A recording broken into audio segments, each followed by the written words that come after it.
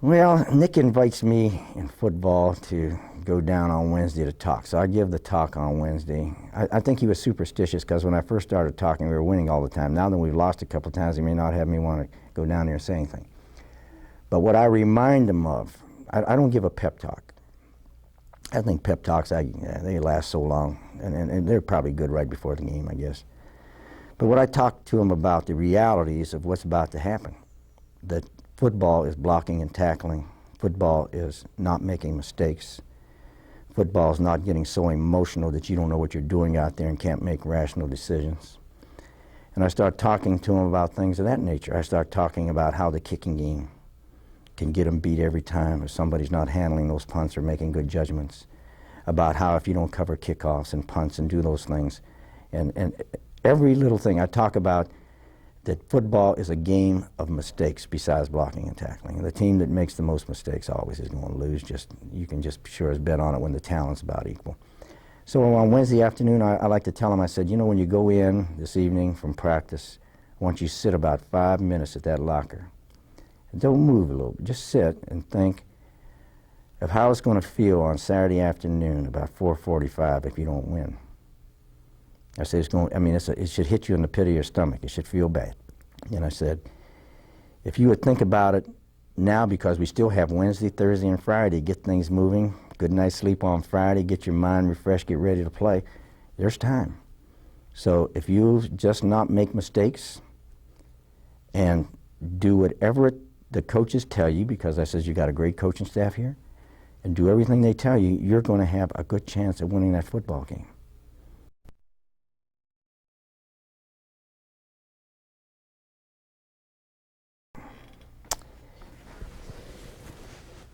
Coach Mont probably was one of the best innovators in football as far as using formations and taking advantage of personnel that he had. I mean, here's a man that coached and played, well, he played for the Washington Redskins. He had a great professional background, All-American football player at the University of Maryland, obviously. Defensive coordinator at the University of Maryland when they were winning national championships and always going against Oklahoma every year in Tennessee for the national championship back in the early 50s, becoming the head football coach at the University of Maryland. So you have to understand that his background was had a lot of substance to it. I mean, this is a Hall of Famer. You're not dealing with some average American boy when you start talking about Coach Mont. So he shows up at DePauw University, and the first thing I find out, he knows a lot about football.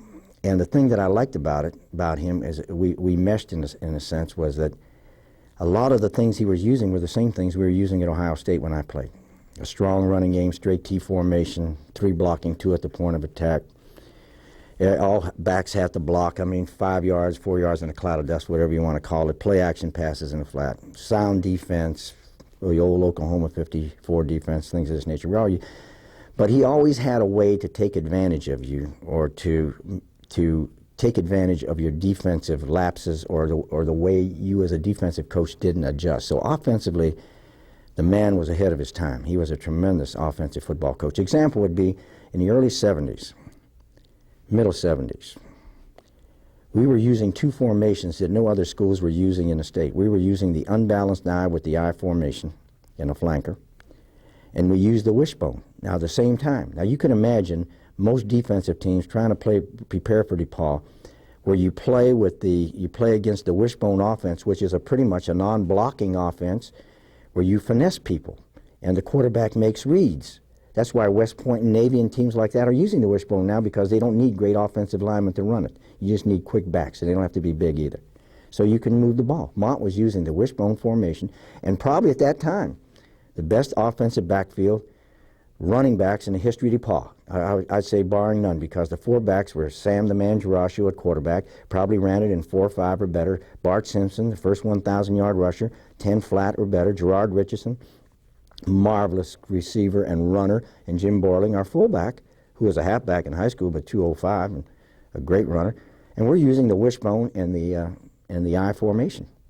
And teams could not get ready for us defensively in 1 week. And we were averaging 300-plus yards a game running the ball. No one could stop us. We're talking about teams now like Butler, Valpo, Indiana Central at that time, now Indianapolis University Scholarship School. We were running through them like a hot knife through butter. And Mont was doing this. He was just a great, great innovator. His strengths were knowledge of the game and also preparing a team. Example would be, let's just talk about Wabash. You know, now they have all your buddies dancing around bonfires, doing shoulder rolls. People are high-fiving. They get down there giving pep talks. I'll go tell you how Mont prepared for Wabash. First of all, we never even practiced on Monday. And then we cut practices from 4 to 6 to 4 to 5. We never changed a thing. Wabash never knew that. We never put in any new play. We just ran the same, never put on pads most of the time, and never even talked about Wabash. Because the players knew who we were playing. You didn't have to give them a message and start yelling and screaming, we're playing Wabash, are you going to win? Well, of course they knew who they were going to play. You know, we're going to play Wabash, man. And by Thursday, you can see the hairs on their neck starting to stand up because they were ready to play. But Coach Mon had a way of bringing a team along so we didn't play our best game on Wednesday, you see, or Thursday. A lot of times teams get so hyped up that they leave the game, they leave that emotion, and they come out and they're flat. Well, we seemed to play our best against Wabash for some reason. You know, I think the coach was what? Coach Mon was 12-4-1 or something against Wabash. I mean, he very seldom ever lost. He was beating them all the time, and they were glad to see him leave. But I can tell you, he prepared teams beautifully, and he took advantage of his talent, probably as good as any coach I've ever seen. He also had a great demeanor. He was loyal. I mean, he was just a great guy. I mean, there was nothing about him that was devious. He was just one of the nicest persons I've ever met in my life, and I can tell you that the times I spent coaching with him, I don't think we ever had an argument because I always knew who the boss was. And but I can tell you, it was fun. It was fun going to football practice. I never looked going to football practice at Coach will say, gee, this is another hard day at the ranch. I mean, it was fun for me to go to football practice. And I'm sure that all the players that played for Coach Mont, if one thing they're ever going to say about him, they're going to say they had fun playing football, which I think is a tremendous tribute to a coach. They had a great time. I mean, they had fun playing football. Now, football doesn't have to be fun.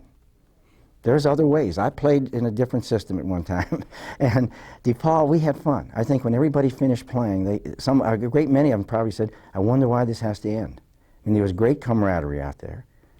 The coaches always made it, in a sense, fun. I mean, Coach Mont, I mean, one of the things that I didn't elaborate on, but he's probably one of the funniest guys I've ever known in my life, okay? And he had more jokes and more things going. I mean, we never had a 2-hour practice at DePauw where there wasn't a few laughs going. I mean, in my nature is one that, I mean, if you can't have a few laughs during athletics, you got to have a major problem.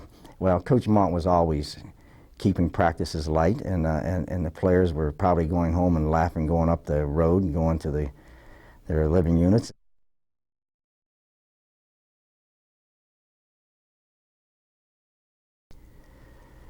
Well, I've done so many things at DePauw besides just athletics, so I probably get more emotional about DePauw than most because I've worked in alumni affairs. I worked in alumni affairs for 11 years. I worked for 21 years as director of student activities. I coached football, wrestling, baseball, golf. So I'm now the athletic director. So you're pretty much DePauw's your life, and then when you look back, you look at all things, you get emotional about them. I guess at my age. It doesn't just have to be football. You know, I think about all my teams, my golf teams, baseball teams, some of the people we have. And in fact, football-wise, you know, the head football coach at the University of Arizona was my catcher here at DePauw, Dick Tomey. He didn't play football when he was a senior here. He was like an assistant, a graduate assistant. He helped out a little bit.